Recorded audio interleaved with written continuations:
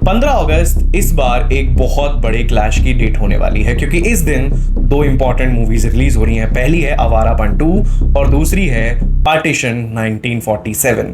एक मूवी जो कि 19 साल बाद प्यार को दोबारा लेकर हमारी जिंदगी में आ रही है और दूसरी तरफ है एक 79 साल पुराना जख्म जो शायद फिर से हरा होने वाला है। एक तरफ है शिवम पंडित जिसकी कहानी आज से काफी साल पहले खत्म हो गई थी, लेकिन फैंस के दिल में आज भी वो कहानी जिंदा है और शायद इसी वजह से जो शिवम है वो फिर से वापस आ रहा है क्योंकि फैंस ने उसे मरने ही नहीं दिया।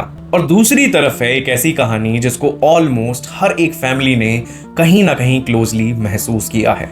पार्टीशन, बंटवारा, 1947, खून, बिछड़ते हुए परिवार और उसी इमोशंस को लेकर आ रहे हैं कोई और नहीं, हम सबके फेवरेट मिस्टर सनी देओल। लेकिन सवाल यह है कि जब दोनों मूवीज आमने सामने होंगी तो जीतेगा कौन?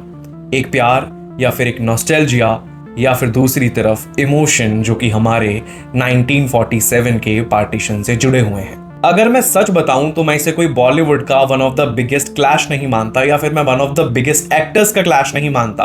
मैं मानता हूं इमोशंस का क्लैश।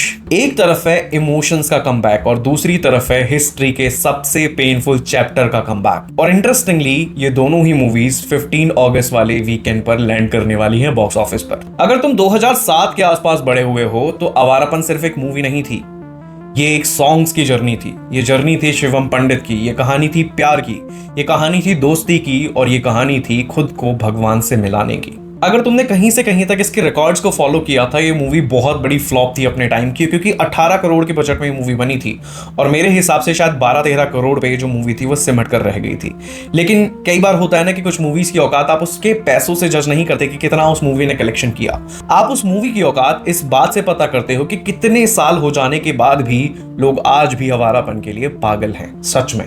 और यही कहीं ना कहीं एक कारण है कि जब इस मूवी का टीजर आया everybody made to watch it and ये टीजर कई दिनों तक नंबर 1 पर ट्रेंड करता रहा यूट्यूब पर। तुमने देखा भी होगा, नोटिस भी किया होगा कि टीजर के आने के बाद में जो एकदम से इंस्टाग्राम पे रील का फ्लो है ना वो शूट अप कर गया है।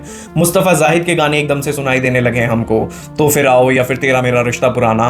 और मेकर्स कोई भी ऐसा मौका नहीं छोड़ना चाहेंगे कि इस मूवी को वो मिल्किंग ना कर पाए। मेरे हिसाब से पूरी कोशिश रहेगी इस मूवी को इस बार ब्लॉकबस्टर बनाने की। लेकिन वहीं दूसरी तरफ है अपने ओजी सनी देओल की मूवी बंटवारा 1947। सच कहूं तो 2023 से पहले हर एक इंसान को लग रहा होगा कि सनी देओल ऑलमोस्ट फिनिश हो चुके हैं, लेकिन उसके बाद आती है उनकी एक मूवी जिसका नाम है गदर 2 जो कि ऑलरेडी एक रीमेक है, हम बहुत अच्छे से जानते हैं। लेकिन ये मूवी बॉक्स ऑफिस पर 500 करोड़ रुपए से ऊपर का बिजनेस करती है और सबको गलत प्रूफ कर देती है।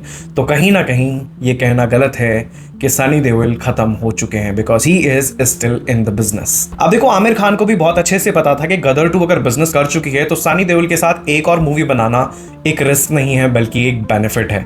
That is the reason he took a decision कि वो एक मूवी सनी देओल के साथ बनाने जाएंगे जिसका पहले नाम होने वाला था लाहौर 1947, जिसको बाद में चेंज कर दिया गया बंटवारा 1947। देखो, टीजर भी आया, मैंने टीजर भी देखा है, लेकिन सच बताऊं मुझे ये इतना एक्साइटिंग नहीं लगा। मुझे जस्ट सो टीजर ये लगा अभी तक। But you never know, Sunny Deol को बेसिकली जो ऑडियंस है उनके नाम से और उनके एक्शन की वजह से फॉलो करती है।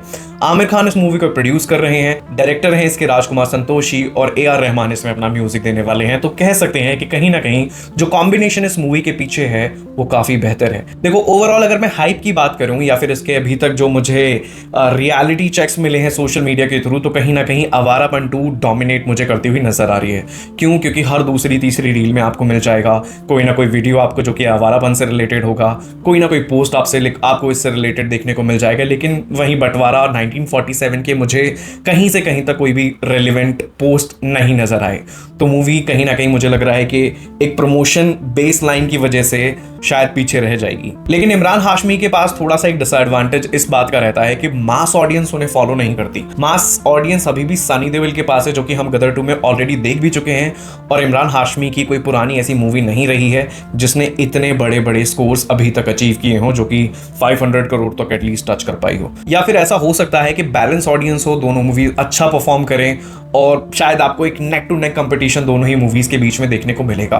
But my vote is still going coming to Awarapan, क्योंकि मुझे पता है इमोशन से जुड़ी ये कहानी है, थोड़ा सा वेटेज लव का इधर की तरफ ज़्यादा है, प्रमोशन आवारापन 2 के ऑलरेडी इतने अच्छे तरीके से हो चुके हैं, तो आई बिलीव, पर्सनली बिलीव, आपका कोई डिफरेंट थॉट हो सकता है, लेकिन मेरे हिसाब से Awarapan 2 is definitely a clear winner in this both movies race. आज के लिए बस इतना ही। अगर ये वीडियो आपको अच्छा लगा so make sure you subscribe the movie box. Thank you.